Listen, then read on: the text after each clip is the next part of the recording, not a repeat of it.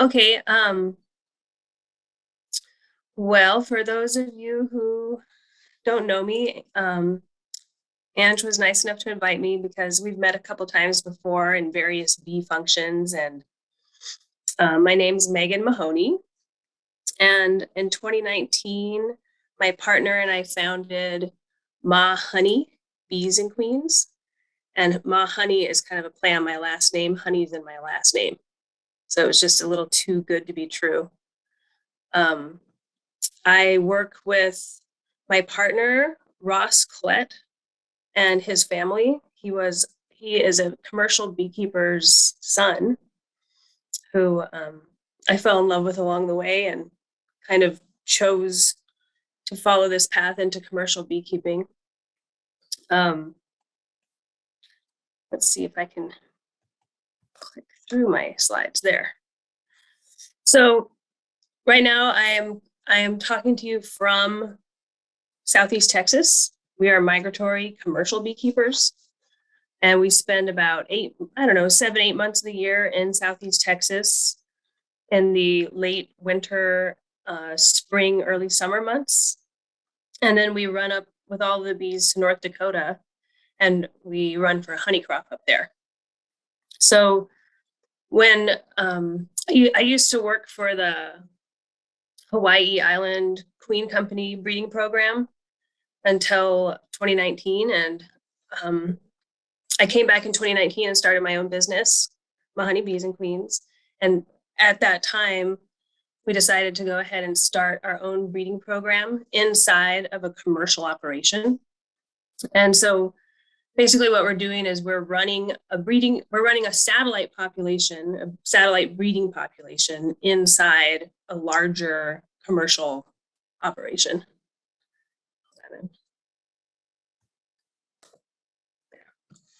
So we did receive a small SARE grant, Farmer Rancher SARE grant in 2020 to help offset some of the costs of labor, mostly for the breeding program, because as you'll see, it does require quite a bit of time and effort above and beyond normal beekeeping practices.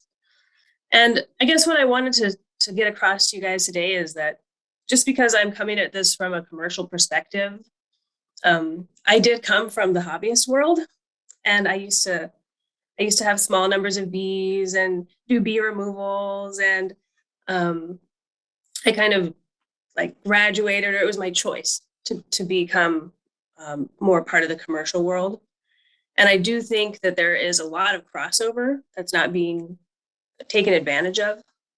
There are a lot of things on both sides that are applicable to the other side. And so I think it's important to take away that even though it might not work best for you and your beekeeping, it's still good to know what's out there and kind of get familiar with some best management practices or things not to do. So yeah, this is me, Mahoney Bees and Queens, and I work with Klett Beekeeping. And I didn't know how much you all know about commercial operations, but we are beekeepers 100% of the time. And so 100% of our lives and our livelihoods are spent working with bees, and our entire income is dependent on the health of the bees. And so this is just an example of some of the ways that you can make money with bees. And I've never come across two operations that are exactly the same. And so it's kind of just like a crapshoot spinning wheel of what is going to work best for you practically and what's going to work for you based on your resources. And in our case, our particular operation, we specialize in raising queen cells for sale in the early spring here in Southeast Texas. And every year is different. Like I said, it's dependent on climate, it's dependent on workforce, it's dependent on how healthy your bees look, what the market might be. And so even though this might look similar it is similar, but for example, in 2021, we sent a number of bees to California for almond pollination. And this year we decided not to do that. And so in order to kind of make up for the percentage of income that we would have made by sending them to California, we produced maybe more cells this year, and we sold more brood, for example, this year. So really what I'm trying to show you is our general model is that queen cells are over 50% of our income. And we do run for a honey crop, but you can never depend on how much honey you're going to make. We always hope we're going to make a lot, and we hope the price is high, but it's you're never sure. It could rain the whole season, or there could be a drought. And so cells are really the bread and butter of our business. And we're in this location in Southeast Texas where a lot of other commercial beekeepers come to split their bees after almonds. And so the majority of our cells go to commercial operators, specifically in the months of March and April. So this is just to give you kind of an idea. You don't have to read it all, but mostly I just wanted to emphasize that in Texas, we're basically in Texas from December through June. And in around October in North Dakota, we start rounding up all the colonies and making sure they're heavy enough. And we start shipping them down to Texas. And we spend all winter long in Texas going through all of the bees, carefully looking at them, and we also grade them. And the reason why we grade them is because in February, we start setting up our cell yard and we pull in our best colonies from the entire operation to serve as cell builders and also breeders. And in that way, we can really filter out from our general population the highest performing hives to then reseed our population for the next year.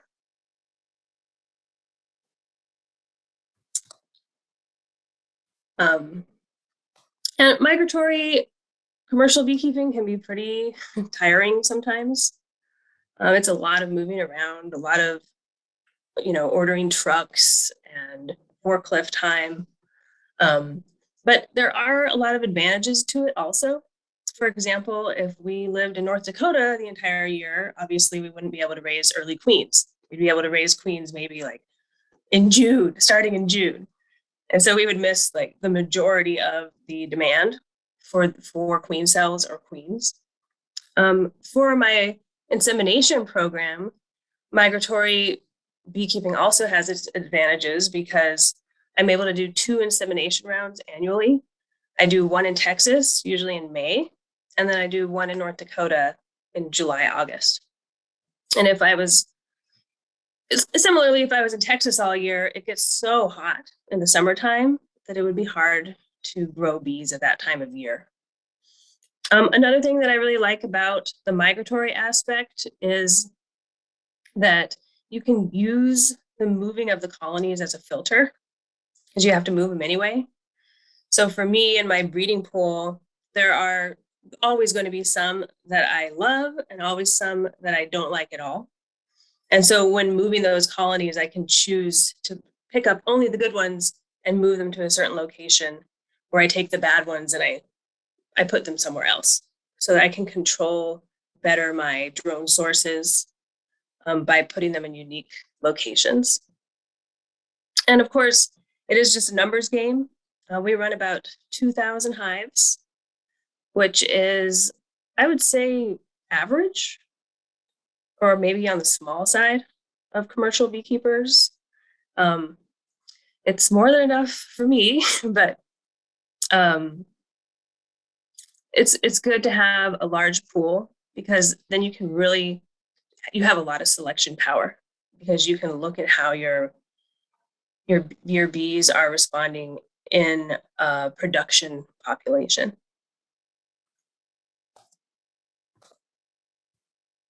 Oh, but it does require a lot of energy to track them. This is how I'm tracking them currently. And I spend a lot of time out there in the field spray painting my tags.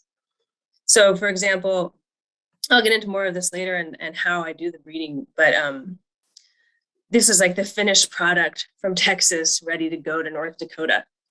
So the blue ones are the inseminated queens, and the pink ones are the daughters of the inseminated queens.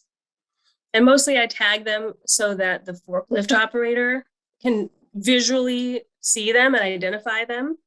And then he can place them in individual yards that are predetermined. You can see this is what they look like on the truck, for example. So 20s are from 2020, 21s are from 2021. So this year there'll be 2022s. But you can see that there are a lot of hives on the truck. And so it's usually being unloaded at night too. So it's important to have a nice, large or identifiable symbol that the forklift operator can see. So my breeding program, I kind of jokingly call it 50 Shades of Gray, because it is a Carniolan breeding program that I've started with. And it has been really interesting to watch the population turn gray. And there's all kinds of shades in between. So I never really knew that there were so many different shades of black and gray that could be exhibited in the bees. But I've really noticed it over the past 3 years selecting for that color. We're using the New World Carniolan as a backbone, but we also bring in new genetics every year so far. And that's commercial stock and non-commercial stock. As long as it's good, I like to try it. And I do that in the form of cells and or mated queens. And in some cases, some special cases, even germplasm or bee semen. And the black color of the Carniolan subspecies is recessive. And so unless you're in a very isolated situation, insemination is essential for maintaining that trait. Especially in high density bee zones. For example, this is a map of the apiaries in North Dakota. All of the blue dots that you see are apiaries. So it's pretty crowded up there. It's the #1 honey state in the United States. And there are no laws that prevent people from bringing any number of hives as long as you have landowner permission and register your yard. So it really, sometimes, depending on the year, it can be a real just free-for-all. There are definitely I think there are over 3 million colonies in North Dakota in the summertime. So it's a lot.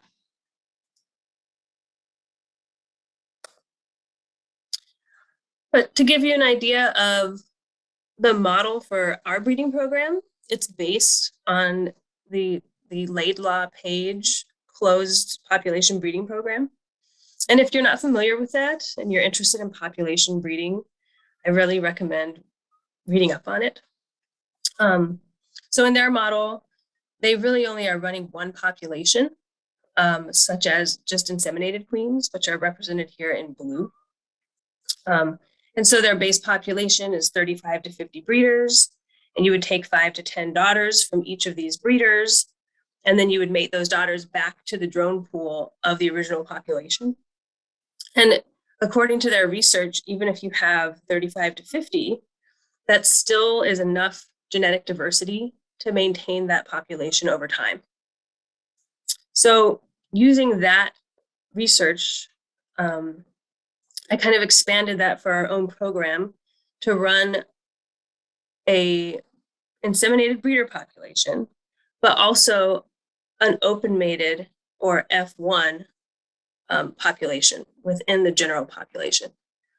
So an F1 is a genetic term that stands for first filial cross. And all that means is that it's a daughter that's the first generation from the breeder queen. And so I do that by putting cells in to our splits and then tracking those over time in the general population as a satellite.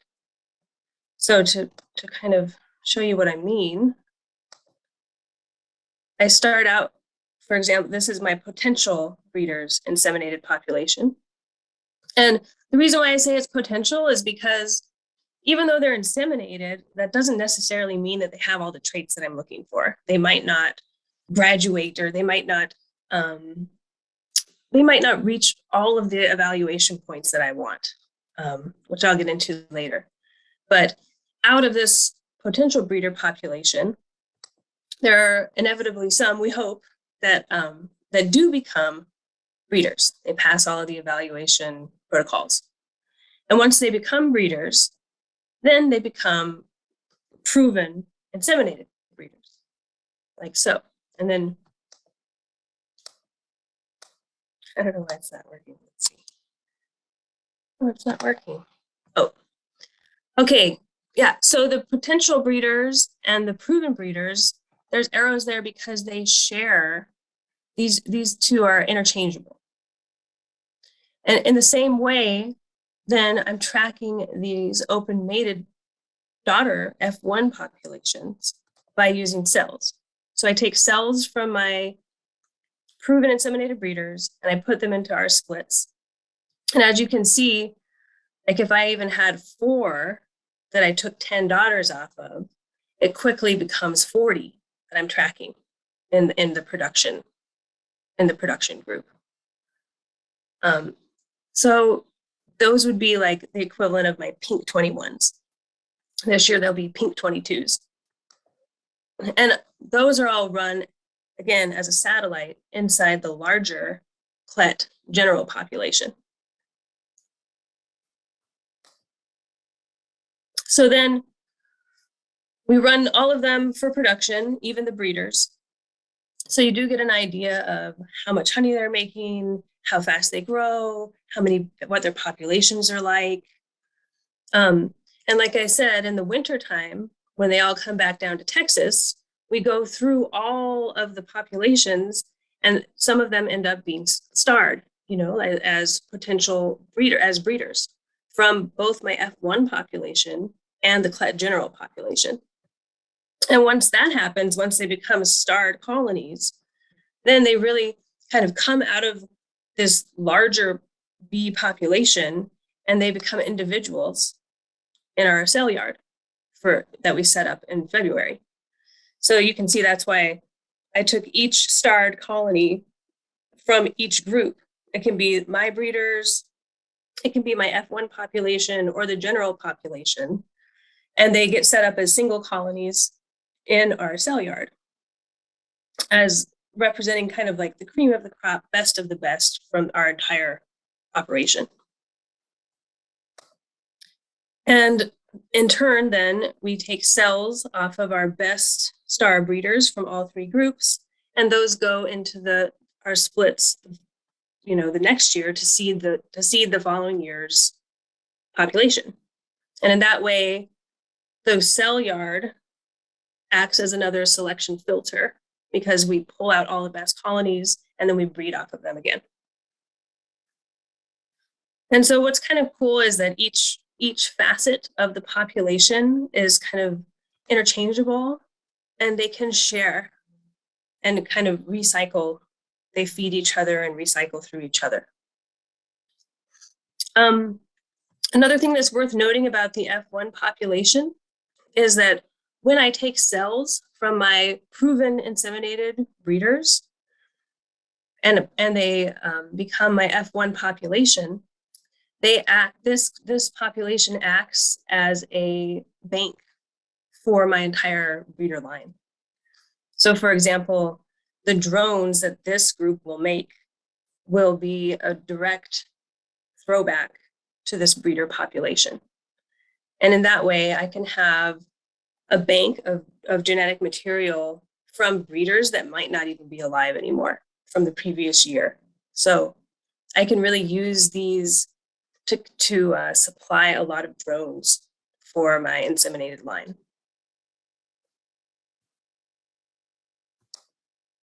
$2,000 hives is about what we run. Yeah.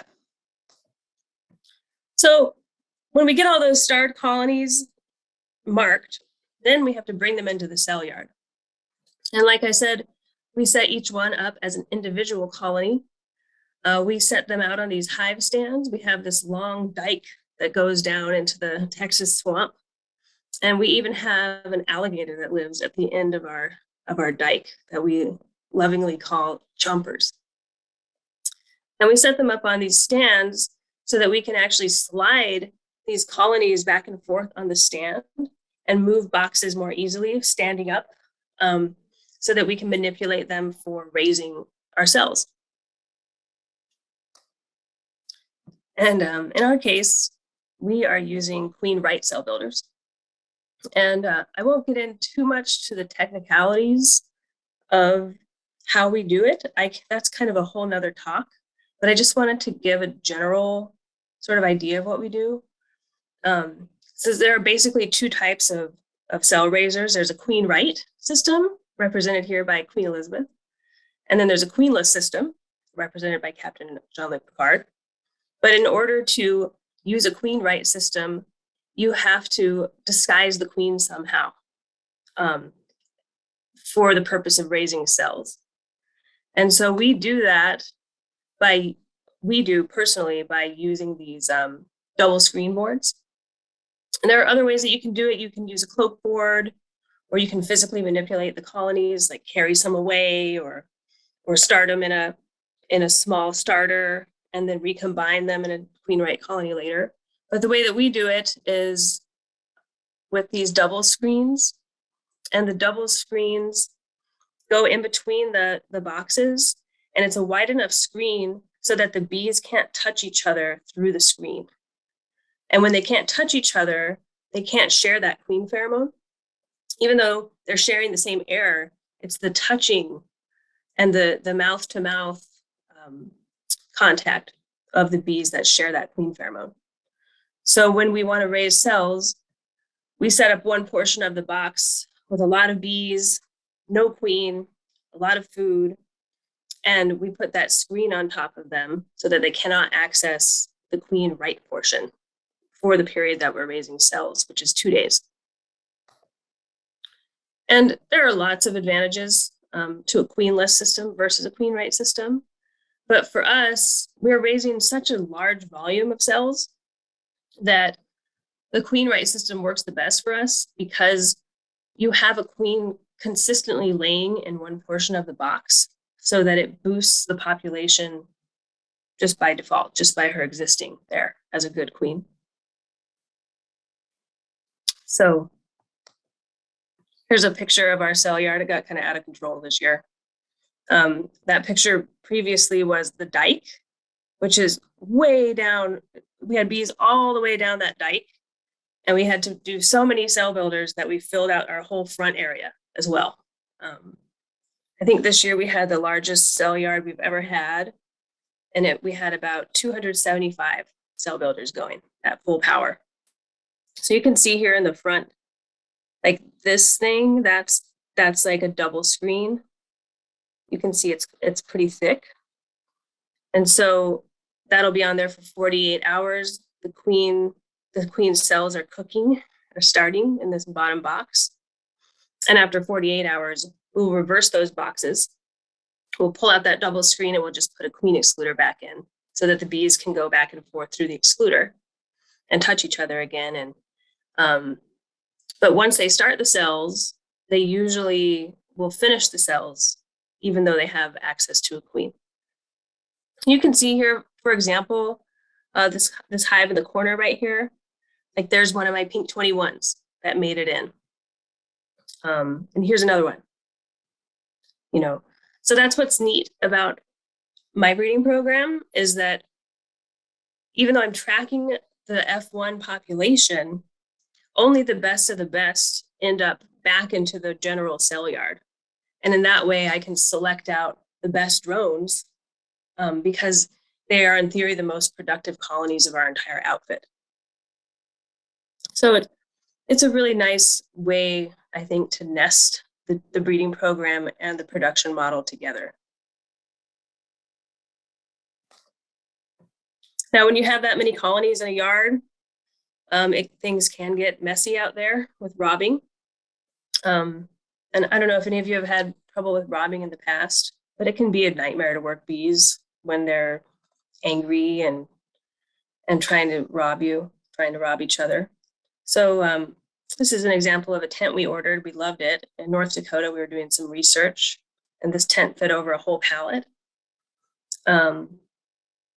But we have these custom robbing cages in our cell yard, and each individual person working can pull the robbing cage in between those stands, and we have our own private cubicles while we're working, and it protects the colony that you're working, and it also protects you.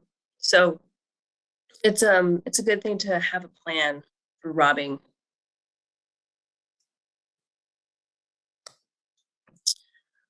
So then once we have all the colonies there, of course, the goal is to produce queen cells. So I just wanted to throw in this slide. This is the grafting tool I use.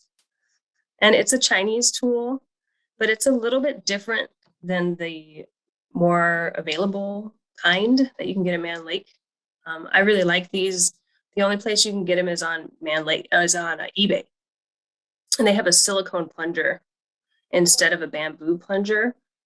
And so it makes releasing the larva a little easier because the silicone plunger kind of hugs the tongue of the grafting tool.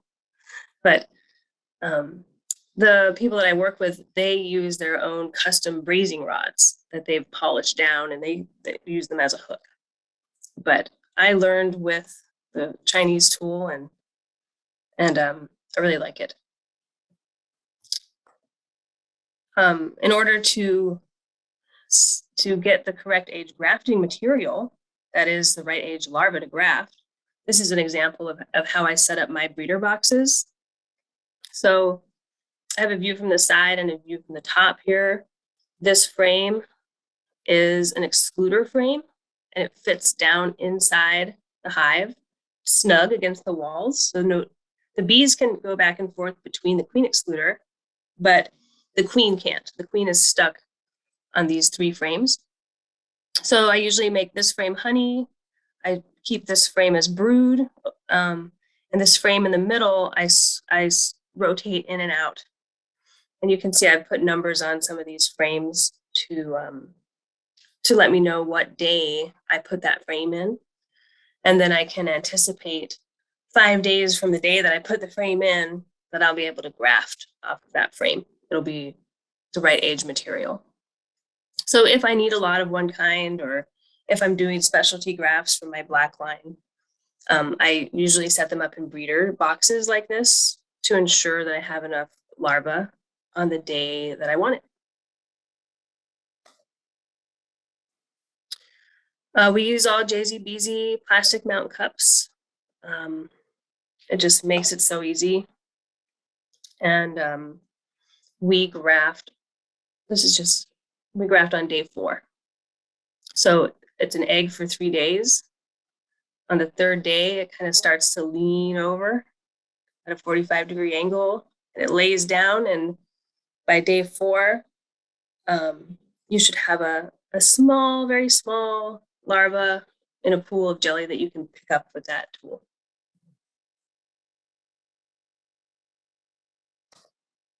This is a picture of our grafting shack. Like I said, lifestyles of the rich and famous over here. It works for us. We're also in a hurricane zone, so we don't really want to have anything too permanent. So we kind of have this trailer that is custom set up for our grafting needs. We have an incubator in there, 2 incubators and tables and lights, and we've got a coffee maker. But once we're done grafting, we pull the trailer back up to a storage area that's out of the hurricane zone. You can see we have a little hive up on top of the roof here to catch any kind of bees that were sweeping off of frames or things like that. And not all cells are created equal. It depends a lot on the amount of pollen. available. You cannot raise cells without good pollen. Also, you need to have a robust cell builder, a good population with lots of young bees. And if you have those things, then you're going to be able to produce high quality cells. Also, it would be really easy for us to lose track if we didn't keep it all on a calendar. So you can kind of see a snippet of our calendar here. It's pretty full. It was pretty full for the month of March and April. So we have to keep, we're like slaves to the calendar. If we didn't have the calendar, it would all just break loose. We also candle all of our cells. Candling cells will ultimately save you time. You can see, for example, this one on the left is still a larva. It's not a developed queen. So that's not something that we would want to sell to anybody or use for ourselves. And, most of the cells are good, but you do catch some that aren't if you take the time to candle. For example, this queen on the right here, she has damaged wings. So that's not something that you would want to sell either. If there's any question that you're using a bad cell, then it's probably better to just not use it. Here's an example of some cell problems that you could encounter. These are some upside down queens that I've seen before with their head pointing the wrong way. So that queen would never be able to chew out of her cell. Also, temperature is important and handling is important because you could end up with damaged wings with your queens, and obviously that's not good. I've also seen before 2 queens inside a cell. And I was looking for a picture of it, I couldn't find it, but I've seen that twice in my lifetime of candling. Usually it's like a miniature queen attached to a full-size pupa. So it's important to candle, especially in our business when we're selling all of these cells for customers. So this is what the inside of our grafting shack looks like. A group of people actually makes a huge difference. We can get the candling done a lot faster. There's Ross and one of our other employees, Wade. And you can see they have one frame out at a time, and they gently lay the cells down and look at each one under the light and then pack them into these custom cell trays that we make. This is kind of what our cell trays look like, so that the cells can always stay upright and minimize jostling or vibration. And it's nice, it has a wooden frame, so even the sides are protected and you can pack them into a cooler. I've also seen people use things like this. And here in Texas, it's really popular for people to use egg cartons, and they pack like 4 cells into each egg hole. The egg cartons are cute, but the one thing I really don't like about them is they can blow away really easily. I mean, you can have it sitting out on your truck or on your hive, and a gust of wind will take that egg carton and blow all your cells down on the ground. And this is pretty secure. I've also seen cigar boxes that are fabbed up into cell holders, which is kind of cool. We use cell protectors when we are introducing cells to all of our splits. And mostly that's just to protect the cell a little bit. If there happens to be a queen in the hive that you missed, or maybe there's a virgin running around. Because if you put a cell into a hive that has an existing queen in it, she will tear it down immediately. And I can get into this later, but there are differences in the cell protectors. These yellow protectors you can use them for regular cell intro, but they're designed for actually shipping cells. As opposed to the orange ones, you cannot ship cells with the orange ones. And that's just an example of how we pack up our cell trays. Like I said, it's got a nice wooden frame so they can like fit snugly together and not shake around too much. And we just fill up bottles of warm water and pack them in there carefully and transport them that way.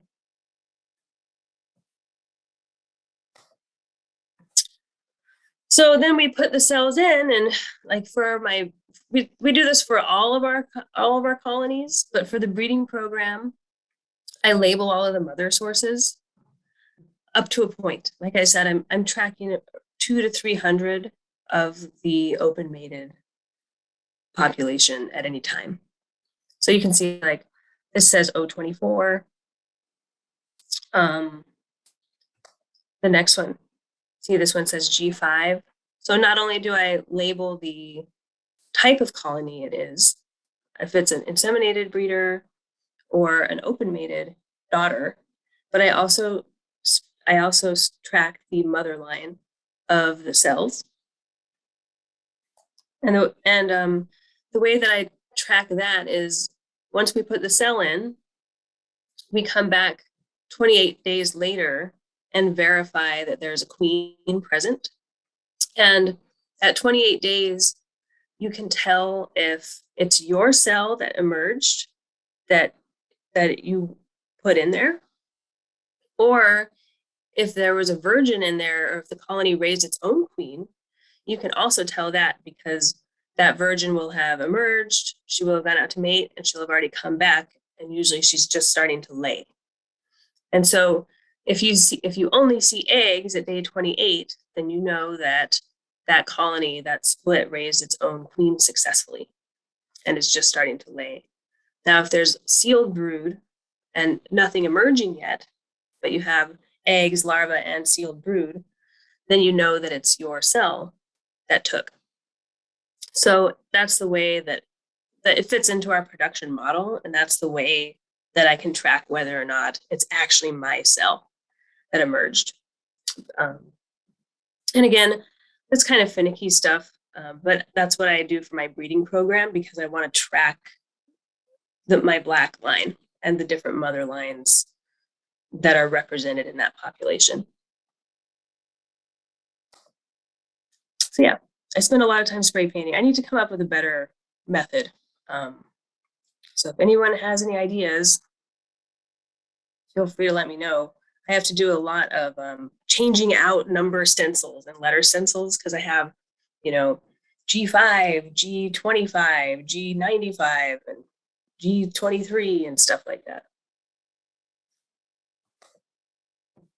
As far as selection after, so we've gone through all the grafting and the cells and everything, and then now you actually have a colony that you can judge or, to use. And so this right here, I rate mine on a scale of 1 to 5. And this is what I'm looking for.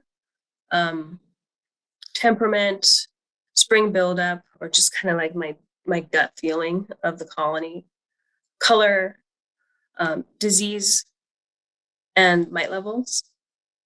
And so on a scale of 1 to 5, of course, if it got 5s on everything, then that would be worth a value of 25.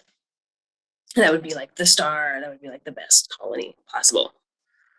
So that's just generally how I rate them. And I rate them like that because I used to work for the Bee Informed Partnership, and we rated everything on a scale of 1 to 5.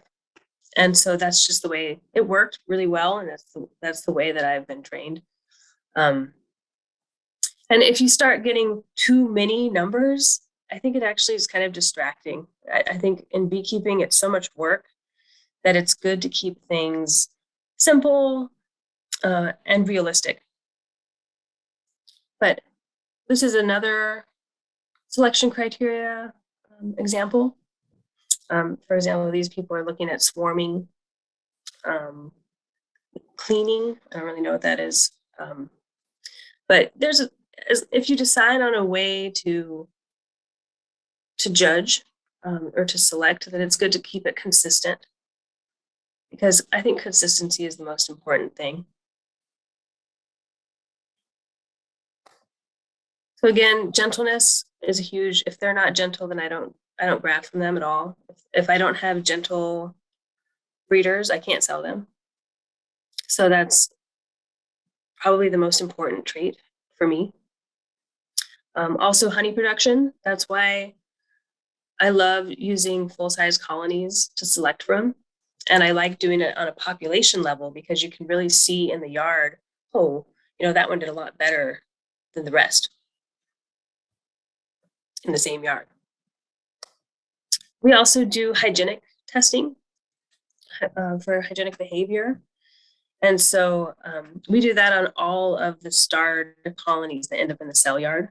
We take the time, and once they're in the cell yard, we kind of get to live with them. We get to work through them slowly. We get clean them up. We look at their brood. We make sure they have no disease. So we get to know if they're gentle or not. And then we also, if we like all that, and then we do hygienic testing on them for another metric. And the Clet beekeeping has been doing hygienic testing for a very long time, and it's been a part of their own breeding program for decades. And so in that way, it's nice for me to get my black pink 21s back into the cell yard, because not only were they the most productive F1s in the outfit of the black line, but they can also get tested for hygienic behavior. And this is good for especially chalk brood, and maybe other brood diseases like American foul brood. So I'm sure most of you are probably familiar with this, but this is just what it looks like in 20. So you get liquid nitrogen, and you freeze 160 pupa.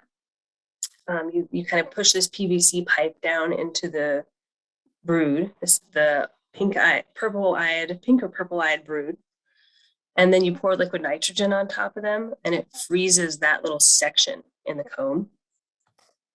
And then in 24 hours, you come back and you count how many cells have been partially removed. Even if they have a hole in them, that counts as a partial, versus how many are fully removed. And obviously this one's pretty good. It's probably like, it's 100% partial, or it's 96% uncapped completely and like 100% partial. So you can see, then we write those scores on each one of the cell builders. And when we're going down that long dike of cell builders, we can look at those scores and choose to graft off of the more hygienic ones. So you can see that's why this one says 100 out of 100. That was 100% cleaned. This one was non-hygienic, apparently. It was just too many cells to even count. They just wrote non-hygienic. And this one, it looked like 100% of it was partially uncapped and 97% fully uncapped. So that's how we kind of couple the hygienic behavior with production value. I also do alcohol washes. I just threw this in here because I think it's useful information. I like to use this little piece of flashing that I made that rests in between the frames. And I shake a brood frame onto there, and the older bees kind of fly off. And then if I haven't found the queen, I'm able to look for her again on that flat surface. And then I just take that whole flashing with bees on it, and I put it into a 1/2 cup measuring cup. And you want just under 1/2 cup equals 300 bees. And I carry with me a sampling kit to every yard I go to that's already ready. It has alcohol in it. It has these very technical duct tape tags that I can put onto the hives. And I just dump my 0.42 cups worth of bees into each individual jar. And I usually like to bring them back to base to process them, because that way I can do it with a Corona. You don't have to be in the bee yard with your veil on. Maybe it's raining, maybe it's really hot. I carry 8 jars with me at all times. And I come back and I use these grain sifting sieves to wash the bees through and count the mites back at base. And I just do all 8 at the same time. Lately, especially because of the pandemic, alcohol was crazy expensive and hard to find. So I switched to cold weather windshield wiper fluid, the blue stuff. And it works. It also works. It does take the bees a little longer to die, unfortunately. So I usually spike it with a little bit of alcohol. And that's what I use for my mite wash. I've tried other things too. And if you're washing them through a screen, then things like hydrogen peroxide is just way too foamy. You can't count mites over all that foam. So mites, it's an important thing to track for breeding purposes and just for colony health. These are the screens that Be Informed uses. And I just put this picture in here to give you guys a size, because I get asked that question a lot.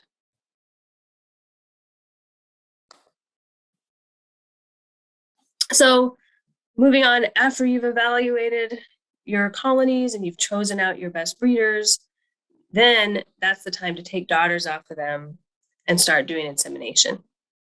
So insemination is a very technical skill, but as I always say, I think that beekeeping is the hardest part of all of it. If you can raise queens and graft and quality cells, I think any beekeeper with the want could learn insemination, but not everybody that can inseminate is going to be a good beekeeper, because once you inseminate all these queens, you have to have somewhere to put them, and you have to know how to bank them and introduce them to colonies and things like that. So it does require a lot of practice, and it's nice to have people in the field that are better than me at it. I have some people to look up to here. Sue Kobe, I went and did an internship with her in 2019, and I got some of her New World Carniolan germplasm to help start the program, my breeding program. Also, Garrett Dodds, he works for the USDA, Baton Rouge. He runs the pole line, and he does all the inseminations there. So I call them a lot and ask them a million questions. And they've helped me a lot. The hardest part of insemination is getting the semen collection down, getting the drone germplasm. And as you can see from this picture, drone drift is a real thing. You'd be amazed within a yard how much drones drift. And you can see in this case, it's really obvious because these drones, the different color drones, came from different hives, and they're all together on one hive. So the way that I catch the drones is I have these queen excluder, little pieces of queen excluder that are cut at the entrance size. And I just put them right in front of the entrance in the afternoon when drones are flying. And I wait for them to come back. And it can be kind of slow, but it also gives you the opportunity to examine them for color. And they're more likely to be mature. And actually, catching drones is one of my favorite things to do. I think drones, they don't get the attention they deserve. There's my #1 drone catcher out there. And this is the kind of picture I love because we're catching drones off the most productive colony in the yard. You can see this one has at least 4 supers stacked up on it. And more productive colonies also make more drones because they just have the population and the power and the resources to do so. And so in that way, catching drones, you're also kind of selecting for the most productive colonies in the yard. And so I like that. I made these custom queen cages or drone cages to hold the drones. I catch them in there. You can fit about, I don't know, 200, 250 drones in one of those little cages. And they're real sensitive, these guys. They can get overheated really easily, and they get hungry, and they get cold. So I keep them in these cages, but I always have a nuke that I put them in for transport, so that the workers can actually climb in through the queen excluder and feed the guys inside their cage. So that's why that's made like that. And then once I transport them back to my queen bank, I actually store them in my virgin bank. And so if it's warm, you can store them just right on top of the top bars of a colony. And if it's a little chillier, then it's a good idea to kind of nest them down in between frames. Obviously, the sooner you use them, the better. But I have used them after a week or even 10 days. But yeah, the sooner that you can use them, the better. And then those poor little drones aren't trapped in that cage for too long, you know. And also they're cleaner. If you use them more quickly, they're cleaner. So you can see this is like each one of those drones has been collected. And so when you collect the semen, they do die, but they die in nature too as soon as they mate. So generally, one drone yields about 1 microliter of semen.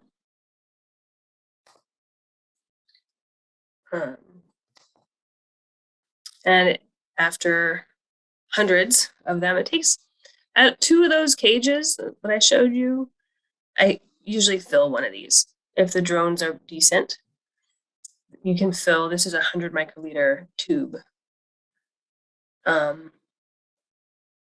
And so each queen, the standard dose is 8 to 12 microliters. So you probably get, you know, at least 10 or, I don't know, 10 to 15 drones per queen. But once you collect the sperm in a microcapillary like this, it's still moving around inside there. And so you could get some mixing even within that tube. And another good thing that I do is I take drones from different sources and I mix them together in my cage when they're alive before I collect, so that I get a diverse sources of semen within a single capillary. So for example, like a tube like this from Sue Kobe's carnival and breeding program, that would cost like $1,200 or something like that. So it's hard to get and it's expensive.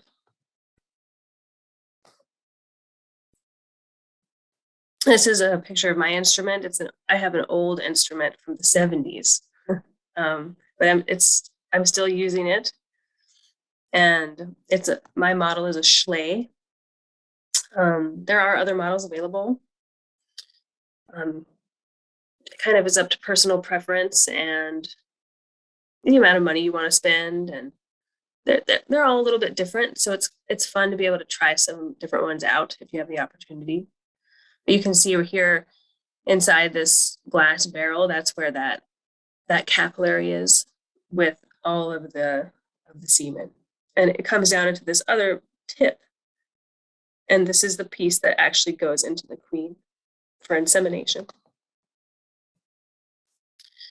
And I tag and clip all my queens because I tag them so that I can recognize what number they are and I can track how she does throughout her life.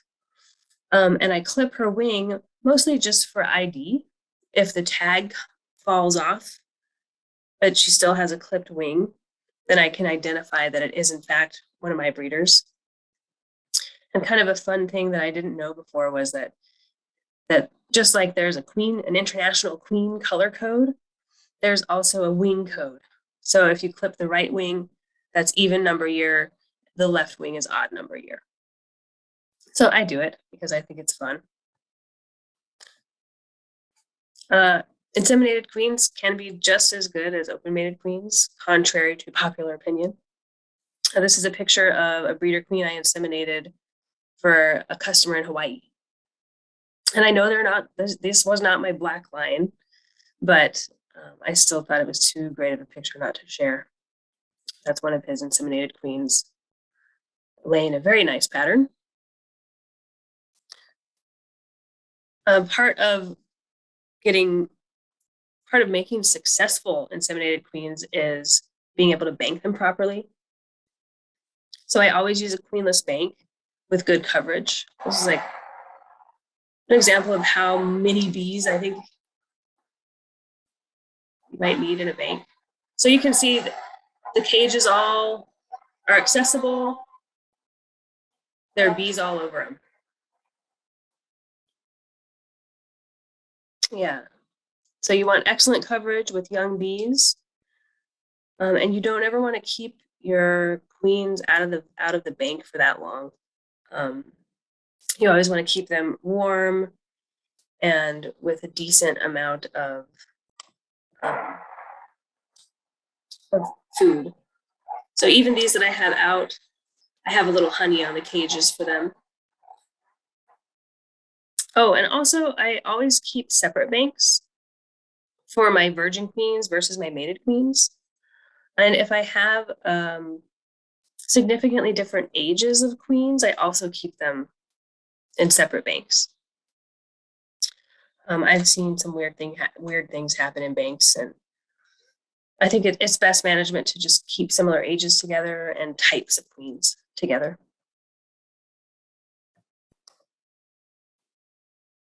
Yeah, so this is like when I was catching open mated queens, but you always want to kind of keep them warm and dry.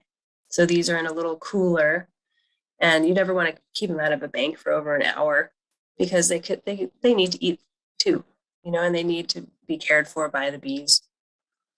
So I probably took this picture as I was going to a bank. Lots of different banking frame ideas. We made these recently with these brazing wires that are bent in a certain way. They hook up to the top of to the side of the frame here. They swivel. I really like those because they're really skinny and you can fit them very easily into a hive. And for me, I use my banking frames and my banks also to emerge cells. Oftentimes I do that. So you can see that's why I have these special California mini cages that have larger holes drilled out so that I can fit the JZBZ cell cup in there and hang the cell down. So if you didn't have the cell cup in the way, you could actually fit 3 stories of queen cages, but I only put 2. Of course, properly cared for cells and queens increase your chances of success. So anywhere that you can, care for the queens and the cells by keeping them upright, at the right temperature, well fed, etc. You're just increasing your chances for success. And here are just some nice pictures of healthy looking queens with nice retinues around them.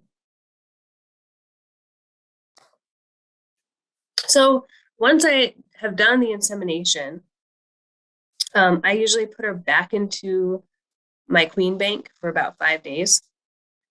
And I put her in there because if she dies in the bank for whatever reason, maybe she was unhealthy to start with, or maybe I damaged her somehow, or whatever reason, I'm not making up a nuke for a dead queen, because making up the nuke actually takes a lot of resources also in labor and in bee power. So I keep the queen in the bank for 4 or 5 days. And if she's still in there and looking good, then I have these special little cages. They're called Scalvini cages. And these are really cool. They're from Italy. And they have a honeycomb plastic template on the back side of the cage. And then they have this excluder door that folds into it. So I put the queen in there, And the bees can access her, but she can't get out or run away. And so I introduced that. Well, first I introduced her in a cage, in her cage from the bank. I put her in the nuke for like 3 days in her cage, so she can't get out. And then I come back after 3 days and I go through the nuke and I cut any other cells that are in there. And at that time, then I transfer her into this Scalvini cage. A lot of other people use push-in cages, but Garrett Dodds from USDA gave me the idea to use these Scalvini cages. And it really works great because you can see the eggs that she can lay right into the honeycomb template. And the bees can access her. And so they usually can care for her while she's in there. And once she starts laying in that Scalvini cage, I come back and I let the door open and just let her walk right out and start, heading up the nuke. So I really like these. In Hawaii, we use them to cage the queen for extended periods of time, like for an entire brood cycle. And because she was in that cage and the bees could access her, they wouldn't normally raise their own cells. And so she's in there and she can lay, but those eggs will hatch and become larvae, but they can never grow to become pupa because the distance between the excluder door and the back of the cage is small. It's too short for the bees to draw up the entire cell and allow the larva to pupate. So we did this in Hawaii for mite harvest. We would put the queen in the cage, and then we would harvest all the mites in the colony for research experiments. But they work great for introducing inseminated queens too. And then I thought I'd show you, this is what it looks like to actually collect the semen from a drone. So he's already been popped and his endophallus is inverted. And you can see this more shiny white stuff, that's actually mucus. But the semen itself is kind of more of a cafe con leche color, like tan color. And it sits on top of this mucus bulb. So when you're collecting, you only want to collect the semen off of the mucus bulb. Otherwise, this mucus can really gum up your syringe setup, and it can clog everything up and cause you to lose all of your semen out of your little capillary. So you kind of have to make contact with that tip and then like gently vacuum it up off of the mucus bulb. I'll show you a video.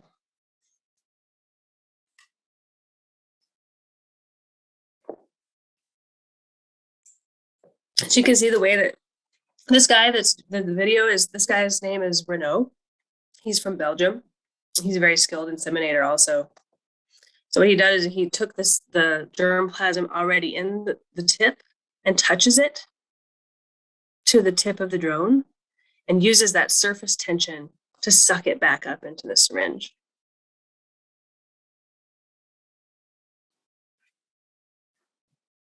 So yeah, so of course that's just one drone, but to get a whole microcapillary full, you have to do that a lot of times over and over again. Similarly, I'll show you a short video of actually what it looks like to open up the queen and insert the tip. So this queen is now, she's face down and it's connected to CO2. The CO2 is streaming up onto her, and that anesthetizes her temporarily so that she kind of falls asleep and relaxes.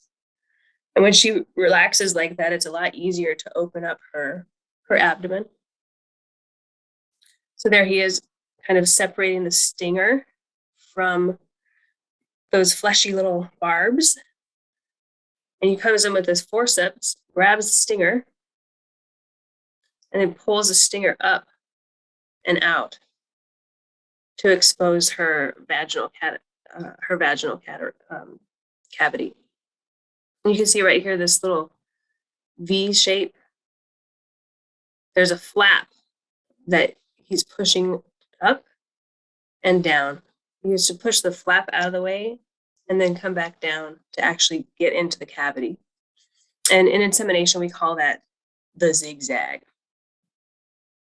And this queen, he only inseminated with a single drone. This was a single drone insemination. But normally you would put in, again, 8 to 12 microliters. I'll play that one more time.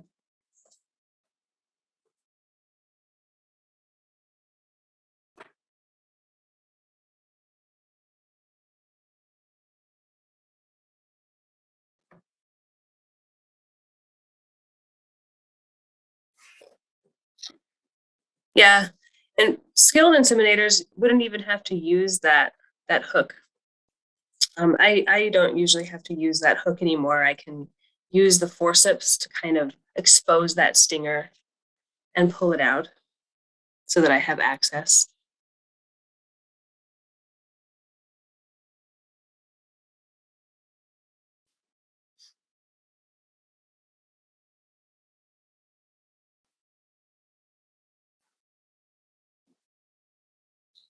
Yeah, and again, the actual insemination, it really doesn't take that much time if you're a skilled operator. It's really the semen collection that takes a lot of time.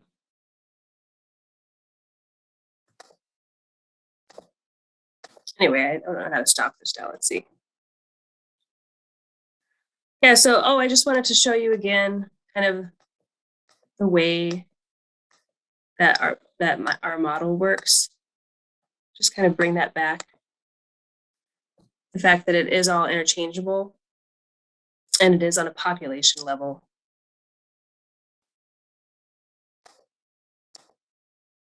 And selective breeding is a perpetual process. So I don't think I'm hoping that it will consistently improve, but I don't expect that it will ever be done. Just really quickly, I know I'm out of time, but another project I've been working on is this cell shipping trial. We came out with a publication this year through Project APIS-M. It's free for everybody to access. It was put on through Oregon State University with funding from Project APIS-M, and I did all the cells and shipping. Basically, I sent my colleague in Oregon 3 different ages of cells, over 15 shipments from North Dakota and Texas, and we tracked their survivability. And we hung them all up in these special queen cages that we made, and we tracked all of their emergence times in both of our incubators with video cameras. And we tracked the temperatures during shipment. We had temperature sensors in there. We even did some drop tests, which is horrifying, of cells inside the cell shipping boxes to look at wing damage. And then we came up with this guide for specifically shipping honeybee queen cells. And even if you're not interested in shipping queens, there are a lot of good tips in there regarding cell handling. And there are some recipes in there like for queen candy and resources. So I encourage you all to check it out. If you haven't checked it out already, you can go to projectapism.org and just download it for free. And with that, that's the end of the presentation. So I hope you guys all enjoyed it. It's hard for me to tell how people like it over Zoom. So feel free to chat or send me an email, mahoneybeesandqueens@gmail.com, or you can follow me on Instagram, mahoneybeesandqueens. Yeah. All right. Thanks, guys. Hey, I'm here. Thank you so much. That was amazing. And I have so many questions, and we have some awesome questions as well. Just before I go into that, I'm going to put in the chat the evaluations. Those of you who have done this or attended these before know that we are funded by Northeast SARE, which is Sustainable Ag Research and Education Grant. And as part of that, we need to collect your feedback about these courses. So I'm going to send you the evaluation link now. And I'm also going to link to Megan's Instagram as well as the project APIS-M shipping of queen cells trial. So if you want to check that out, someone shared it earlier, but just so it's right at the top. So those links are in the chat now. So you have the evaluation, the link to Megan's project, as well as her Instagram. And I'm just going to give folks a few minutes so that they can fill that evaluation out. We'll take maybe 5 minutes to do that. And then we'll bop over and do some questions. I copied and pasted all of y'all's questions over into a Google Drive document. And so I'll pop that open. So we'll come back and start doing questions around 8:22. And we will go from there. All right, let's kick it off so we have enough time to get to all these questions. So the first question is, what is your grading system for queens? So you talked a little about your selection matrix. Maybe those two things pair together, but Yeah, that's basically it. I think that's the same thing. I mean, I also grade on, basically they have to pass all those that I had in my little matrix. Yeah. You know, they have to be gentle, they have to be the right color. They have to be free of disease.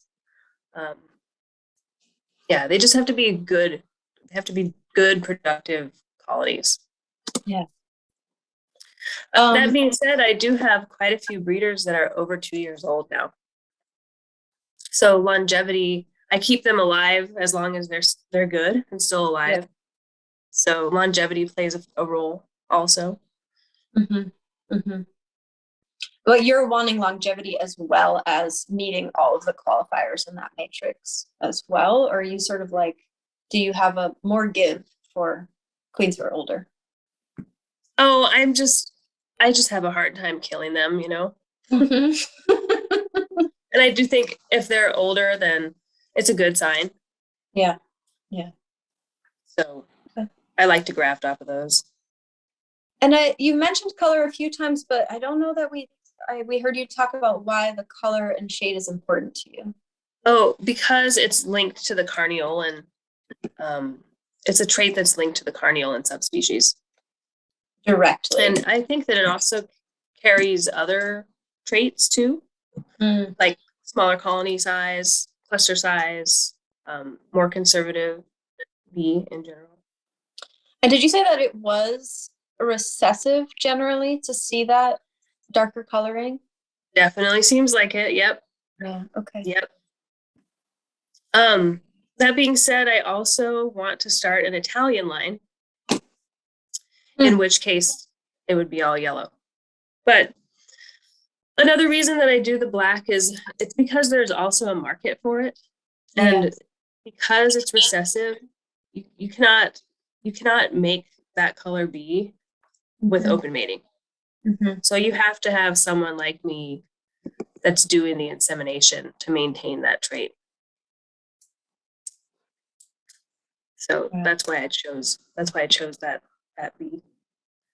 Cool. Also, the color, not only is it is indicative of other traits, but it's a good marketing tool, but it also lets you kind of know the purity of your breeding within your own population. Okay. For example, like I'll go to my breeder yard and I can basically look at the entrances and tell you whether or not it's a breeder queen or if it was superseded. Wow, because of the coloring of the drone. Because of the color of the bees themselves. Oh wow. Cool. All right. The next question is, what programs, apps, or systems do you use to record data on each hive?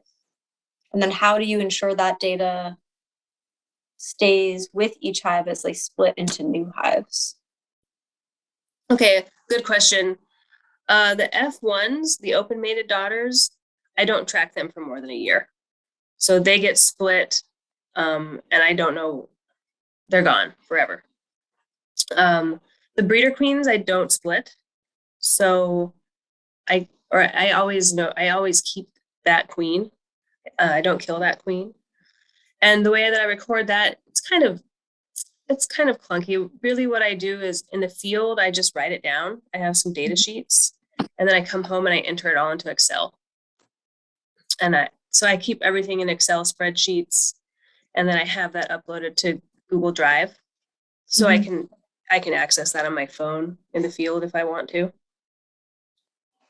Wow. That's a tremendous amount of data. Yeah. Yeah, it is. It's really fun to have the data though. Yeah, I'm sure. Gives you a lot of information. Next question is, do you check every cell with candling? Yeah. Everyone. Yep. Everyone. And then this one is about your grafting trailer. So in the grafting trailer, is there a humidifier, and do you keep temperatures at a certain degree Fahrenheit?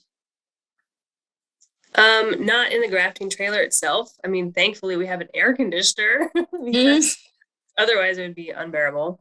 It's pretty humid here in general, but we do have an incubator that we keep at a constant temperature for the cells. And I was going to include a bunch of incubator stuff. Obviously, I would have went till 10 p.m. But we keep our incubator at around 89 to 91 degrees. And we actually don't worry about the humidity factor in there. I have in the past, and it just doesn't seem to make that big of a difference or any difference. Yeah. I don't know. Those might be fighting words. The next question is, you mentioned in the talk something about flying drones being ready to breed. Is what you're saying that drones who are flying are sexually mature? Yes, they're definitely more sexually mature. Okay. And so you'd always want to select your drone material from your flying drones. Well, from younger drones that aren't mature, you won't be able to get material. Okay. So actually it's more of a time thing, because if you collect all those drones into your little cage and they're not mature, then you're just sitting there just not getting anywhere. You're just like killing all these drones and you don't even get anything out of it. Yeah. Oh, and I had a clarifying question about the with the drone material, that mucus, you're saying that if that gets into the vial, essentially that it can become contaminated and like not useful. Is that correct? It becomes like really hard inside of the syringe. Okay. So I don't know if it would be contaminated necessarily, but those capillaries have such small little openings that it like plugs up your capillary. And so in order to get it out, you would need a lot of high pressure. So sometimes you can like pop it out, the little mucus plug, but in the process you've built up all this pressure, and then you could lose all of your semen right out of your capillary. Right. So it becomes like blockages in your capillary. Yeah. Or once you get a blockage, depending on the type of instrument you have to address it somehow, is all I'm saying. You either have to remove the blockage somehow, some way. Okay. Next question. Is there any checkpoint to prevent disease transmission coming from drone semen to queens? I mean, there's nothing that I can check for aside. I mean, I guess I could send in like a viral sample. Right. Or something. But that's not capillary, essentially? Or from just a collection? Well, everything is I mean, from the drone itself. Got it. Like but as far as contamination, I mean, honestly, I'm just careful to keep everything really clean. Mhm. And I don't have a lot of problems. I've never had a lot of problems with contamination. As far as viral load, I mean, I'm just hoping that the drones that are out flying that look good when I pop them and their semen looks good, Mhm. I'm hoping that they're good enough. Those are the drones that, in theory, the queen would be mating with in the wild, you know? Right, right. And you're doing so much checking and throughout your management that you're hoping that that like proofs out your drones, your drone colonies as well. Oh, drawbacks. And in my case, again, Sorry, go ahead. in my case, I also have numbers on my side, you Mhm. know, so I'm taking so many different colonies that, you know, and they're all healthy colonies. So I'm hoping that like of the crosses I do, a percentage of them will be excellent. Right, right. Yeah, there seems to be a real advantage to being able to work nested inside of the commercial operation in that you have a lot of material to work with. Okay, next question. What is the result of banking longer than 7 days? So maybe the drawbacks of banking longer than 7 days. Actually, we could do a whole nother talk about banking. Um, so my same colleague that I've been working with on the cell shipping trial Mm-hmm. has been doing another trial on long-term banking, Mm-hmm. overwinter banking. And those results will be out later this year. Nice. But and also we're working on a banking guide similar to the cell shipping guide, but it's all about clean banking and how to bank and what kind of bank to make. So stay tuned. The same place the cell shipping guide is, there will eventually be a banking guide. But to answer your question, no, I don't think there's any long-term negative effects of banking longer than 7 days. Mm. For me, with my inseminated queens that have not started laying yet, I mean, I think it's better to get them started laying faster Mm-hmm. in an ideal world. And so that's the reason why I keep them in there for, I keep them in there for like 4 to 5 days. I've kept them in there for 7 days before, 10 days. Because once you inseminate her, that sperm has to migrate up to her spermatheca. Mm-hmm. And that takes like 5 days. Okay. So I keep her in the bank in hopes that she has that time spent in the bank. Mm-hmm. And if she's going to die, which typically I don't lose very many queens in the bank at all. But if she does die because of contamination or any other reason, then I didn't already make a nuke for her. Right. And so the bank kind of acts as like another little filter, in my opinion.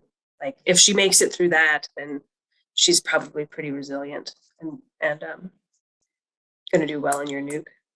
Right, and you're cutting down on your labor input on that side of nuke production. And once you introduce her to the nuke, she's more ready to lay quickly. Mm-hmm. She's more likely to lay quicker, you know? Right, which is going to result in better acceptance in theory. Right. In theory, yeah. So that's why I do it like that. This is a personal question, but is the banking guide also going to include the overwintered banking that's been in process research? There's definitely going to be a paper, and Nice. I would anticipate, yes, that there would be some information on that on the research. Cool. That's a personal nerd. This is the second year. Yeah. Mm-hmm. Yeah, it's cool. And we do also want to continue our cell shipping research. We have a lot of other step for you. Well, we already looked to see if the queens emerge, you know, and if they're viable, and So now we want to track those queens in actual hives. For like a follow-up season to see how they perform. Oh, the drop test made me so nervous. Someone is asking how you control the temperature of semen when inseminating. Yeah, actually, semen is it likes it cooler. The ideal temperature would probably be like 55 or 60 degrees. So I am more concerned about like UV. Okay. Typically, yeah. So also I use antibiotics in the saline solution that I'm collecting with. So to try to slow some of the bacterial growth that could happen.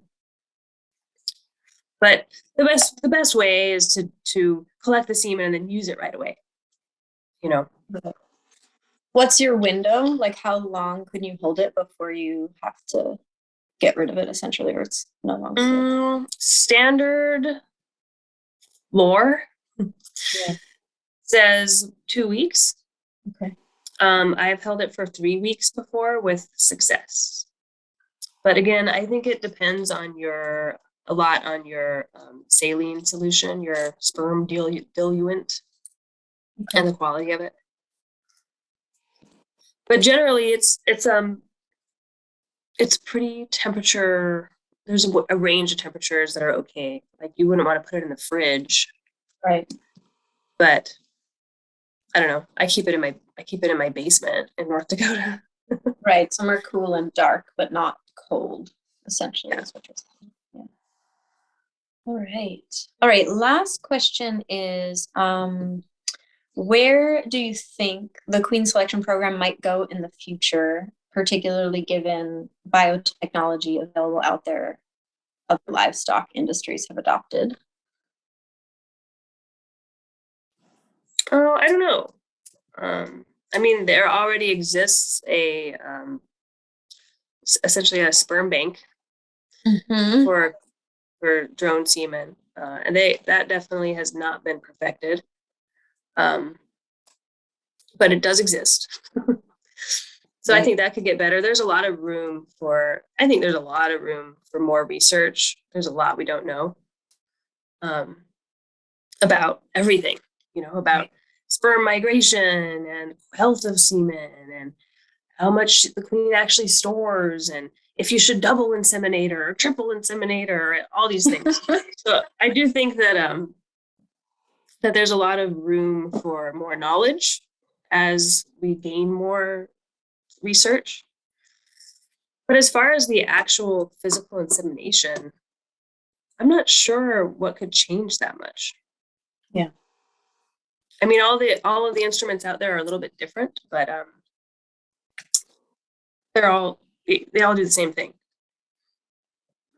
Right. So there's not like an instrumental opportunity for innovation. It's more about a systemic opportunity for innovation in other parts of the insemination process. I mean, definitely, even within, there's always things that could be improved. Of course. Yeah. Cool. Well, thank you so much for taking the time and taking this extra time to chat with us. I'm going to drop in the chat for everyone that's still here and hanging out that this is our last webinar for 2022. We'll be doing another round of webinars in 2023. They'll start in January. And They Keep Bees is also going to be doing a hands-on course, which is more focused on grafting and other queen rearing strategies for small-scale beekeepers. I'm going to drop the announcement for that in the chat if you haven't seen it already.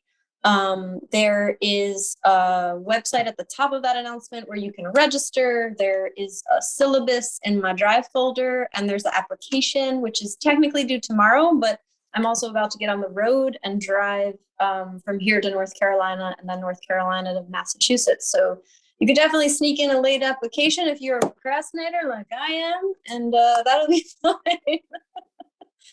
But just want to really appreciate Megan for coming out and sharing such detailed information with us. I know a lot of folks were hungry for more selection material, and you really gave us a lot to work with. So thanks for taking the time during this really busy time and sharing your practice and your program with us. Hey, and if anybody wants an internship, we always need help. So just Texas email in me. the winter, yeah. Sounds like a good place. It's cold up there in Massachusetts, right? Yeah, it is cold, and we don't start in Florida till February, so we'll have to chat. Yeah, and I also Well, thanks, guys. Yeah, you're welcome. Bye. Thank you. Bye, Megan. All right, y'all. Have a good one. And if you need anything, shoot me an email. Take care. Bye.